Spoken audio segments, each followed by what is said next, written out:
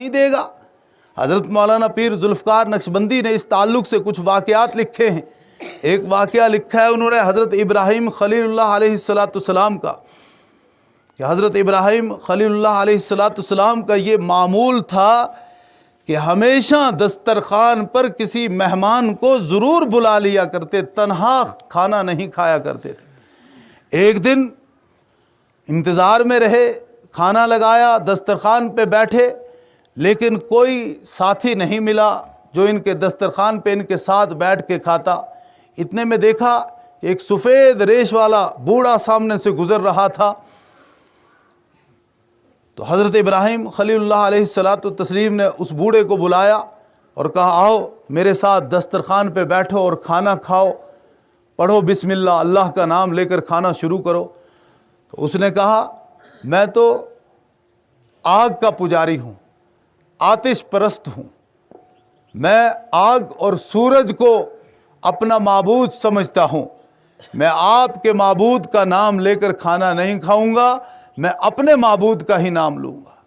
تو ابراہیم خلیل اللہ علیہ السلام نے فرمایا کہ اگر تو میرے رب کا نام لے کر کھانا نہیں کھاتا تو پھر تو میرے اس دسترخوان پہ بیٹھنے کے قابل نہیں ہے، میرے دسترخوان سے اٹھ جا۔ وہ شخص اٹھا اور چلا گیا۔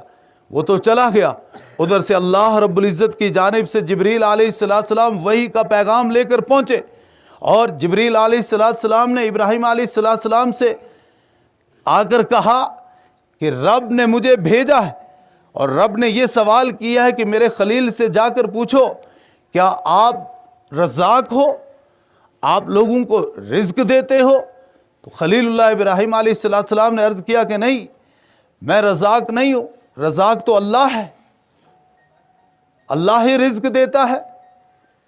ان اللہ هو الرزاق ذو القوۃ المتین، اللہ جو بڑی مضبوط و مستحکم طاقت اور قوت والا ہے، اور وہی سب کو رزق پہنچانے والا ہے۔ میں تو روزی رسا نہیں ہوں، اللہ رزاق ہے، وہی روزی پہنچاتا ہے۔ پھر آپ کے دسترخوان پر ایک شخص آیا تھا، آپ نے اپنے دسترخوان سے اسے کیوں اٹھا دیا؟ رب یہ پوچھ رہا ہے۔ کہا اس نے اللہ کا نام نہیں لیا، وہ آتش پرست تھا، اس لیے میں نے اس کو اپنے دسترخوان سے بھگا دیا۔ جبریل علیہ السلام نے کہا رب کا حکم ہے کہ آپ اسے تلاش کر کے دوبارہ لاؤ اور اپنے دسترخوان پہ بٹھا کے کھانا کھلاؤ۔ ابراہیم خلیل اللہ اس کی تلاش میں نکلے اور اسے تلاش کر کے لائے اور کہا آؤ بیٹھو کھانا کھاؤ۔ کہا پہلے تو بھگا دیا اور اب تلاش کر کے لا کے اکرام کے ساتھ، اعزاز کے ساتھ بٹھا کے کھانے کے لیے کہہ رہے ہو، کیا ماجرا ہے؟ میری سمجھ میں نہیں آیا۔ تو ابراہیم خلیل اللہ علیہ السلام نے فرمایا کہ اصل بات یہ ہے کہ میرے رب نے مجھے حکم دیا ہے، میں نے تو آپ کو بھگا دیا تھا، لیکن میرے رب نے مجھے حکم دیا ہے کہ اس بوڑھے شخص کو جس کی عمر 80 سال کی ہے، مجھے پتا ہے کہ یہ میرا نافرمان ہے، میرا باغی ہے، یہ میرے احکامات کو ٹھکرا رہا ہے، جھٹلا رہا ہے، 80 سال سے اس کے باوجود، نافرمان ہونے کے باوجود، باغی ہونے کے باوجود میں اسے کھلا رہا ہوں، میں اسے پلا رہا ہوں، کبھی میں نے اس کا رزق بند نہیں کیا۔ تو اے ابراہیم خلیل اللہ، ایک مرتبہ آپ کے دسترخوان پر آیا تو آپ نے اسے بھگا دیا۔ یہ بات جب ابراہیم خلیل اللہ نے اس سے فرمائی تو وہ فوراً کہنے لگا کہ جس رب نے میرا اس قدر خیال رکھا میری نافرمانی کے باوجود بھی، اے اللہ کے خلیل، میں کھانا آپ کے دسترخوان سے بعد میں کھاؤں گا، پہلے مجھے اس رب کی توحید اور وحدانیت کا کلمہ پڑھائیے۔ تو حضرت ابراہیم خلیل اللہ علیہ السلام نے اللہ کی توحید و وحدانیت کا کلمہ لا الہ الا اللہ ابراہیم و خلیل اللہ پڑھایا اور اسے اسلام میں داخل کیا۔ کہنے کا مقصد یہ ہے کہ اللہ رب العزت اپنے نافرمانوں کو بھی رزق دیتا ہے، تو پھر جو رب کے قرآن کو پڑھنے والے ہوں، جو اللہ کے کلام کو حفظ کرنے والے ہوں، جن کی نگاہ صبح بھی قرآن پر پڑتی ہو، شام کو بھی قرآن پر پڑتی ہو، کیا اللہ ان کو رزق نہیں دے گا؟ اللہ رزاق ہے۔ وَمَا مِن دَابَّةٍ فِي الْأَرْضِ إِلَّا عَلَى اللَّهِ رِزْقُهَا، کائنات میں کوئی ایسا جاندار نہیں ہے جس کو اللہ رب العزت رزق نہ پہنچاتے ہوں۔ اور پیر ذوالفقار نے تو اس پر بڑی عجیب بات لکھی ہے، کہا کہ ہمارے ایک انجینئر صاحب جو راولپنڈی کے رہنے والے، ایک مرتبہ مری سیر و تفریح کے لیے گئے، جس طرح یہاں پتنی ٹاپ ہے اس طرح اسلام آباد اور راولپنڈی سے جموں کشمیر کی طرف جاتے ہوئے راستے میں ایک جگہ پڑتی ہے، تقریباً اسلام آباد سے یہ کوئی 40 کلومیٹر کے آس پاس ہوگی، مری۔ وہاں برف بھی پڑتی ہے اور بہت خوشگوار منظر ہے، درخت ہیں اور پہاڑیاں ہیں، ٹھنڈی ٹھنڈی ہوائیں ہیں، تو اکثر لوگ پورے ملک کے وہاں سیر و تفریح کے لیے جاتے ہیں۔ کہ ہمارے ایک انجینئر گئے، ان کے ساتھ ان کے اہل و عیال بھی تھے، تو وہاں ان کی بچی کی نگاہ ایک پتھر پہ پڑھی جو بہت خوبصورت اور چکنا پتھر تھا اور گنبد نما پتھر تھا، بہت اچھا پتھر تھا۔ تو بچی نے اپنی والدہ سے کہا کہ دیکھو وہ پتھر، تو والدہ نے کہا کہ اٹھا کے لاؤ، دیکھا بہت اچھا تھا، انہوں نے اپنے بیگ میں رکھ لیا کہ اس پتھر کو ہم ساتھ لے جاتے ہیں۔ پھر گھر میں لائے اور اپنے ڈرائنگ روم کے اندر اس پتھر کو ٹیبل کے اوپر رکھ دیا۔ کہا 2 سال تک وہ پتھر ان کے ٹیبل کے اوپر رکھا رہا۔ 2 سال کے بعد ان کی وہ بچوں کی والدہ انجینئر کی اہلیہ جھاڑو لگا رہی تھی، اس دوران وہ جھاڑو لگاتے لگاتے وہ پتھر ٹیبل سے نیچے فرش پہ گرا، ٹوٹ گیا، اس کے 2 ٹکڑے ہو گئے۔ اب یہ اس پتھر کو اٹھانے لگی، جا کر دیکھا کہ اس پتھر کے اندر تھوڑی سی جگہ بنی ہوئی اور اس کے اندر ایک کیڑا ہے، اور کیا دیکھتی ہیں اس کیڑے کے منہ کے اندر سبز پتا۔ تو جو رب بند پتھروں کے اندر رزق پہنچاتا ہے، کیا وہ رب ان حفاظ کرام کو، ان علماء کرام کو جو اشاعت دین میں لگے ہیں، جو تحفظ ایمان میں لگے ہیں، جو دینی خدمات کے اندر مصروف ہیں، جو لوگوں کو دین سکھانے کے اندر موجود ہیں، مصروف ہیں، جو قرآن کے سیکھنے اور سکھانے کے اندر مشغول ہیں، رب ان کو رزق نہیں پہنچائے گا؟ جبکہ رب ان پرندوں کو رزق پہنچاتا ہے کہ جو صبح اپنے گھونسلے سے خالی پیٹ نکلتے ہیں۔ قرآن کریم میں اللہ رب العزت نے فرمایا وَكَأَيٍّ مِّن دَابَّةٍ لَّا تَحْمِلُ رِزْقَهَا اللَّهُ يَرْزُقُهَا وَإِيَّاكُمْ، کہ کتنے ایسے پرندے ہیں، کتنے ایسے جانور ہیں جو اپنے اپنے بلوں سے، اپنے گھونسلوں سے صبح کے وقت میں خالی پیٹ نکلتے ہیں، لیکن جب شام کو وہ لوٹتے ہیں تو پیٹ بھرے ہوئے ہوتے ہیں۔ تو اس لیے اللہ رزاق، اللہ کھلانے والا ہے۔ یہ نظریہ، یہ سوچ غلط سوچ، اور اس پہ میں آپ کو بتاتا ہوں۔ ایک تو لوگ کہتے ہیں پہلے کہ یہ مولوی کھائیں گے کہاں سے، یہ کمائیں گے کہاں سے۔ جب بھی اس طرح کے لوگ جن کو اللہ کی ذات پہ یقین نہیں ہے، جن کو اللہ کے رزاق ہونے کے اوپر اعتماد اور بھروسہ نہیں ہے، وہی اس طرح کی باتیں کرتے ہیں۔ حالانکہ ہم نماز میں پڑھتے ہیں الحمدللہ رب العالمین، اللہ ہی کل جہاں کا پالن ہار ہے، سب کا رزاق ہے، سب کا روزی رساں ہے، سب کو روزی دینے والا ہے، لیکن جب بیٹھتے ہیں بس سوچتے ہیں مولویوں کے بارے میں کہ یہ مولوی کہاں سے کھائیں گے، کہاں سے کمائیں گے۔ اللہ کا شکر ہے آج تک کبھی آپ نے کوئی مولوی نہیں دیکھا ہوگا کہ جس نے بھوک کی وجہ سے خودکشی کی ہو، لیکن آج کتنے پی ایچ ڈی والے، MBBS والے، LLB والے اور نہ جانے کیسی کیسی ڈگریوں MA BA والے ملازمت نہ ملنے کی وجہ سے خودکشیاں کر رہے ہیں۔ آج تک کبھی کسی مولوی نے، کسی مفتی نے، کسی حافظ نے یہ نہیں کہا کہ ہمارے ساتھ چلو ہم احتجاج کریں گے، ہماری نوکری نہیں لگ رہی ہے، ہماری روزی روٹی کا کوئی نظم نہیں ہو رہا ہے، یا کہیں گئے حفاظ اور علماء کے جلوس میں، ان کے احتجاج میں آپ لوگ شریک ہوئے؟ نہیں ہوئے اور نہ کبھی ہوں گے۔ اور اسی طرح سے لوگ جب یہ اعتراض کرتے ہیں کہ یہ کھائیں گے کہاں سے، کمائیں گے کہاں سے، لیکن جب مولوی بن کر آ جاتے ہیں اور پھر اللہ رب العزت ان مولویوں کو، ان حفاظ کو، ان قرائے کرام کو اپنے خاص احسانات سے نوازتے ہیں، ان کے اوپر احسانات کی بارش کرتے ہیں، اللہ رب العزت ان پر نعمتوں کی فراوانی فرماتے ہیں، تو پھر وہی لوگ جو پہلے کہتے تھے یہ کھائیں گے کہاں سے، یہ کمائیں گے کہاں سے، وہ بیٹھ کے کہتے ہیں یار باقی تو سب کچھ ٹھیک ہے لیکن یہ مولوی لوگ بہت کھاتے ہیں، یہ مولوی لوگ بہت کھاتے ہیں۔ اکثر یہ تذکرہ ہوتا ہے یہ مولوی لوگ بہت کھاتے ہیں۔ بھائی کل تک آپ کہہ رہے تھے کہ یہ کھائیں گے کہاں سے، اور آج آپ کہہ رہے ہیں کہ یہ بہت زیادہ کھاتے ہیں۔ یہ منفی اور مثبت دونوں طرح کے اقوال، متضاد اقوال کہاں سے آ گئے؟ پرسوں تک آپ کہہ رہے تھے یہ کھائیں گے کہاں سے، اور آج آپ کہہ رہے ہیں کہ یہ بہت زیادہ کھا رہے ہیں۔ تو اللہ کھلانے والا ہے، اللہ ان کا رزاق ہے، اور ان کو اللہ کے اوپر یقین ہے، اور جب اللہ کے اوپر یقین ہوگا اور اللہ کے دین کی خدمت کرنے والا ہوگا اور اللہ رب العزت کے قرآن کی خدمت کرنے والا ہوگا تو اللہ رب العزت کبھی انہیں بھوکا نہیں رکھے گا۔ جو رب نافرمانوں اور باغیوں کو کھلاتا ہے وہ اپنے دین کی خدمت کرنے والوں کو اور جنہوں نے اپنی زندگیوں کو دین کے لیے وقف کر دیا ہے، اللہ ان کو کھلائے گا، اللہ ان کو رزق پہنچائے گا اور عزت سے پہنچائے گا، بہت اچھے طریقے سے پہنچائے گا۔ اور الحمدللہ آج جو چیز دنیا والوں کو مطلوب ہے، مقصود ہے، تو وہ سب چیزیں ان علماء کو، ان حفاظ کو، ان قراء کو حاصل ہے۔ دنیا میں ہر بندہ 3 چیزیں چاہتا ہے۔ ایک تو یہ کہ ہر کوئی اس کی عزت کرے، اکرام کرے، اور دوسرے یہ کہ وہ اچھا کھائے اور اچھا پہنے۔ یہ 3 چیزیں، اچھا کھانا ایک، اچھا پہننا دوسرے نمبر پہ، اور اس کے بعد ہر کوئی اکرام اور احترام کے ساتھ پیش آئے۔ الحمدللہ ہمارا 2-3 سال مدرسے میں پڑھا ہوا بچہ ہوگا جس نے صرف حفظ ہی کیا ہوگا تو اس کا بھی ہر کوئی اکرام کرتا ہے، حفظ کلام اللہ کی نعمت کی وجہ سے، کیونکہ اس سے یہ ایک عظیم نعمت ملی ہے۔ قرآن کے ساتھ اس کی نسبت وابستہ ہے، قرآن کے ساتھ اس کا تعلق جڑا ہوا ہے۔ اس قرآن کی وجہ سے ہر بندہ اس کے ساتھ اکرام سے پیش آتا ہے، احترام کے ساتھ پیش آتا ہے۔ دوسرے نمبر پر ہر بندہ یہ چاہتا ہے کہ وہ اچھا کھائے۔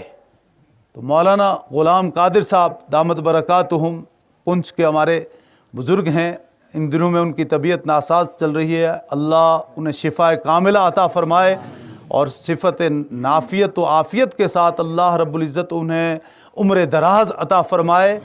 وہ ہمارے اکابر میں ہیں، اللہ ان کے سائے کو تادیر ہمارے اوپر قائم و دائم فرمائے۔ تو وہ فرمایا کرتے ہیں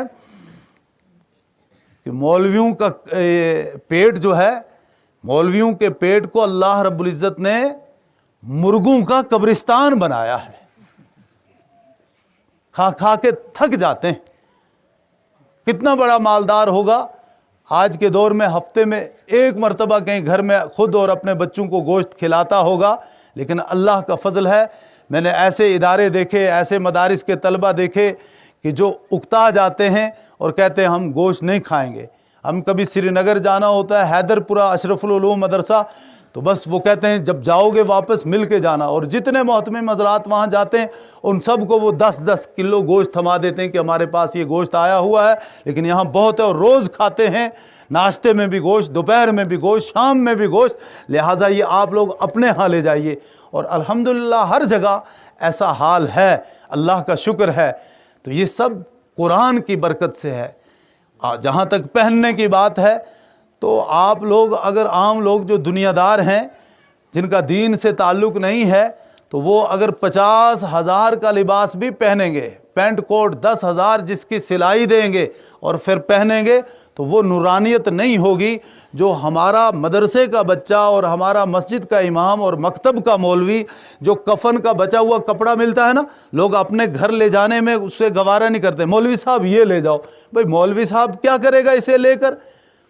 جب مولوی صاحب کے لیے آپ اچھا سمجھتے ہو تو پھر اپنے لیے بھی اچھا سمجھو، کیونکہ شریعت کا یہی حکم ہے کہ جو اپنے لیے اچھا سمجھو وہی دوسرے کے لیے اچھا سمجھو۔ لیکن کہتے ہیں نہیں گھر میں لے جائیں گے تو شاید اسرائیل ہمارے گھر میں دوبارہ آ جائے گا، اس لیے جو ہے ہم مولوی صاحب کے ذمہ لگا دیتے ہیں کہ ان کے پاس اسرائیل نے نہیں آنا ہے۔ اب مولوی صاحب کے ڈر خوف تو ہے نہیں۔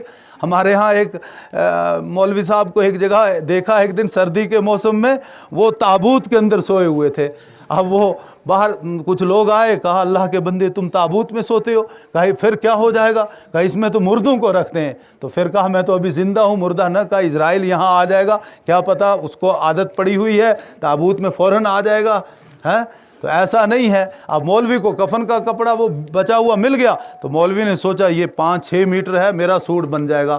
اب سوٹ بنا لیا, اور میں نے بھی ایک بار بنایا تھا اس طرح کا سوٹ, تو لوگ دیکھتے تھے اس طرح یہ کپڑا جو ہے یہ کہاں سے آپ نے لایا.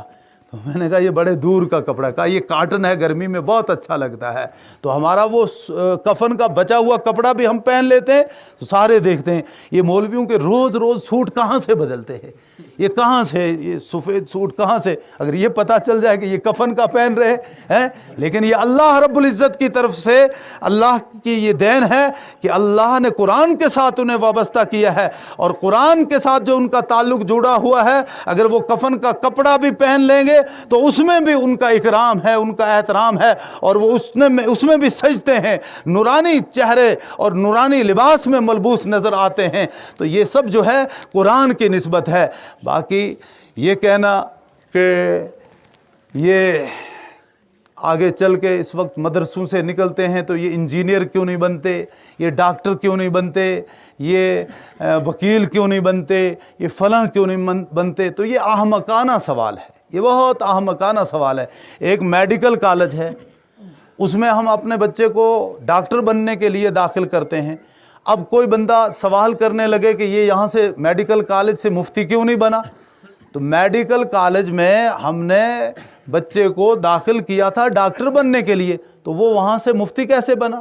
اسی طرح لا کالج کے اندر ہم نے اپنے بچے کو بھیجا وکیل بننے کے لیے, اور ٹھیک ہے ہمارا وکیل بھی ہونا چاہیے, انجینئر بھی ہونا چاہیے, ڈاکٹر بھی ہونا چاہیے, کمشنر بھی ہونا چاہیے, ہر شعبے میں ہمارا مسلمان آگے ہونا چاہیے, کیونکہ دین اسلام ہمیں اغیار کا دست نگر اور ان کا محتاج دیکھنا نہیں چاہتا ہے ہر ایک شعبے میں. حتیٰ کہ یہاں تک امام غزالی علیہ رحمہ نے احیاء العلوم میں لکھا ہے کہ جو جوتا سینے والا وہ بھی ہمارا اپنا ہو, جو بال کاٹنے والا حجام ہو وہ بھی ہمارا اپنا ہونا چاہیے, تاکہ ہم کسی کے محتاج نہ رہیں, اور بڑے سے بڑے عہدے کے اوپر جو فائز ہو وہ بھی ہمارا اپنا ہو. لیکن یہ بات صاف ہے کہ جس طرح ہمیں انجینئر کی ضرورت ہے, جس طرح ہمیں ڈاکٹر کی ضرورت ہے, جس طرح ہمیں ایک ماہر وکیل کی ضرورت ہے, جس طرح ہمیں اپنے ڈی سی اور کمشنر کی ضرورت ہے, اسی طرح سے ہمیں امام کی ضرورت ہے, ہمیں عالم کی ضرورت ہے, ہمیں حافظ کی ضرورت ہے, ہمیں قاری کی ضرورت ہے, ہمیں مفتی کی ضرورت ہے. کیونکہ اگر مفتی نہیں ہوگا تو ہمیں مسائل کون بتائے گا, عالم نہیں ہوگا تو واعظ و نصیحت کون کرے گا, حافظ اور قاری نہیں ہوئے تو ہماری مساجد میں امام کہاں سے آئیں گے, ہمیں قرآن کون سنائے گا. اس ضلع کے اندر اس وقت 1000 کے آس پاس مسجدیں ہیں, تو اگر ہم کہیں کہ مدارس کو بند کر دو تو پھر کیا پٹواری آ کر وہاں امامت کرے گا, وہاں کوئی ماسٹر آ کر جو ہے وہ جمعے کا خطبہ دے گا؟ نہیں, جمعے کے خطبے کے لیے, امامت کے لیے, واعظ و نصیحت کے لیے, مسائل بتلانے کے لیے ہمیں انہی مدارس سے فارغین علماء اور حفاظ کی ضرورت ہے. اور یہ بہت احمقانہ سوال ہے کہ یہ انجینئر اور ڈاکٹر کیوں نہیں بنتے, یہ کمپیوٹر کیوں نہیں سیکھتے. ٹھیک ہے بقدر ضرورت اب مدارس کے اندر یہ سب چیزیں سکھائی جا رہی ہیں, لیکن ہم نے دیکھا بہار کے اندر لوگوں نے سوال کیا تھا ایک دور میں, اور پھر کچھ اس بہکاوے میں آگے اور وہاں مدارس کے اندر دنیاوی تعلیم, عصری تعلیم بھی شروع کر دی تھی, اور اس کا نتیجہ یہ نکلا کہ وہاں سے جو مولوی فارغ ہوئے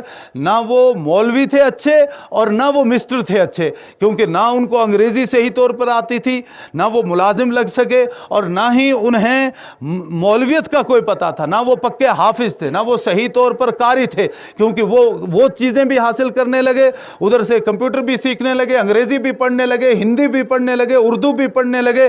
اور قرآن وقت مانگتا ہے, قرآن اپنے آپ کو بندہ وقف کر دے قرآن کے لیے تو پھر قرآن کا علم حاصل ہوتا ہے. ہم چاہیں گے کہ سب چیزوں کو ساتھ لے کر چلیں, تو ایسے بچے بہت کم ملتے ہیں کہ جو سب چیزوں کو لے کر چلیں اور وہ حافظ بھی بن جائیں اور دنیاوی اور عصری تعلیم بھی حاصل کر لیں.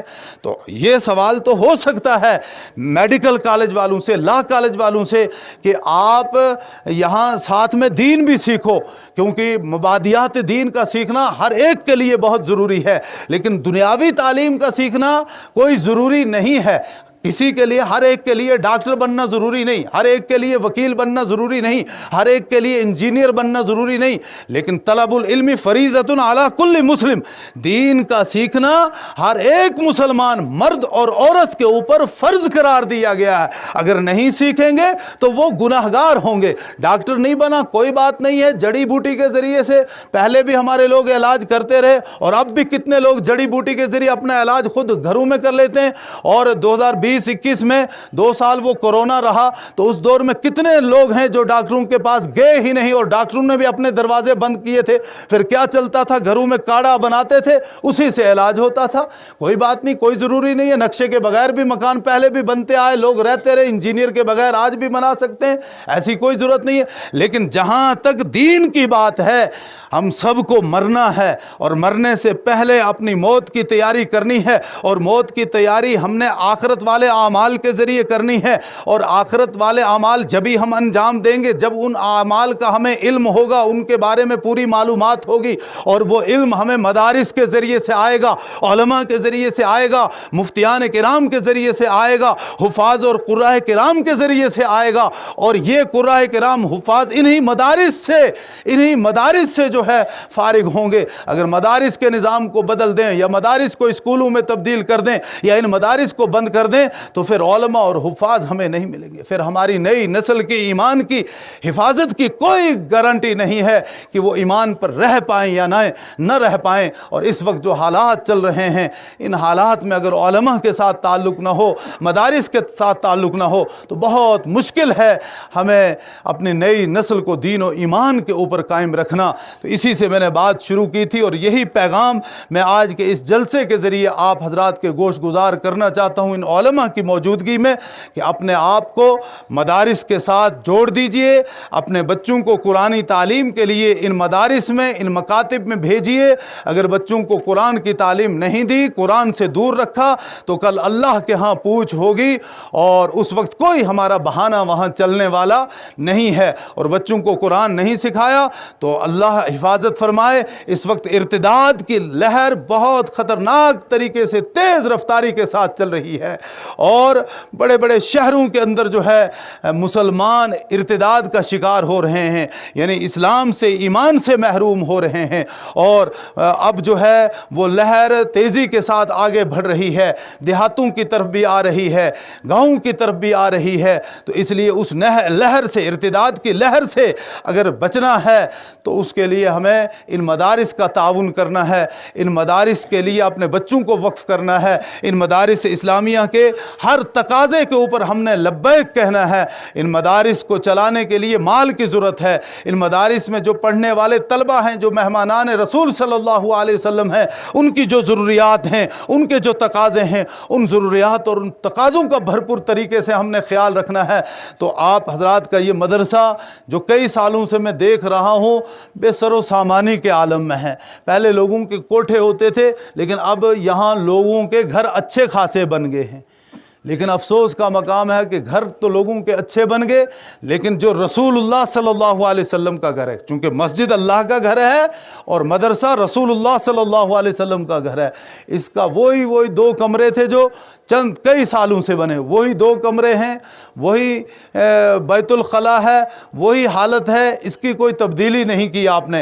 हालांकि जितनी अच्छी जगह, पुरसुकून जगह है और बहुत ही पुरसुकून माहौल यहाँ का है, अल्लाह ने ये जगह आप लोगों को दी है, तो लिहाजा अपने घरों पे जो लगाएंगे उसका कोई फ़ायदा नहीं। जो यहाँ आप सर्व करोगे ये सदका जारिया है, ये मेहमानान रसूल सल्लल्लाहु अलैहि वसल्लम पर खर्च होगा, उनके लिए आप घर बनाओगे, रहने के लिए जगह बनाओगे, ये रसूलुल्लाह सल्लल्लाहु अलैहि वसल्लम के मेहमानों के लिए ठिकाना होगा।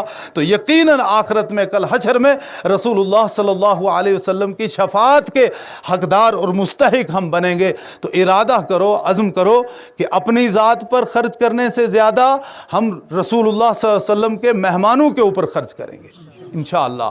اپنے گھروں کو تعمیر کرنے سے اور ان کے اوپر خرچ کرنے سے زیادہ رسول اللہ صلی اللہ علیہ وسلم کے گھر یعنی مدرسے کے اوپر ہم خرچ کریں گے، اور سال کا ایک کمرہ بھی اگر آپ بنائیں گے نا تو انشاءاللہ پتہ نہیں چلے گا، چند سالوں کے اندر یہ اچھا خاصا بڑا مدرسہ بن جائے گا۔ تو ارادہ کر لو کہ آئندہ سال جب جلسہ ہو تو اس میں کچھ نہ کچھ انقلاب اور تبدیلی اس جلسے سے پہلے ہونی چاہیے انشاءاللہ۔ اللہ عمل کی توفیق عطا فرمائے۔ اب دستار بندی ہوگی اور پھر آخر میں ہمارے مہمان مکرم مولانا غلام محی الدین قاسمی صاحب دعا فرمائیں گے، اس لیے جو طلباء جن کی دستار بندی ہونی ہے ان کو آگے لے آئیں۔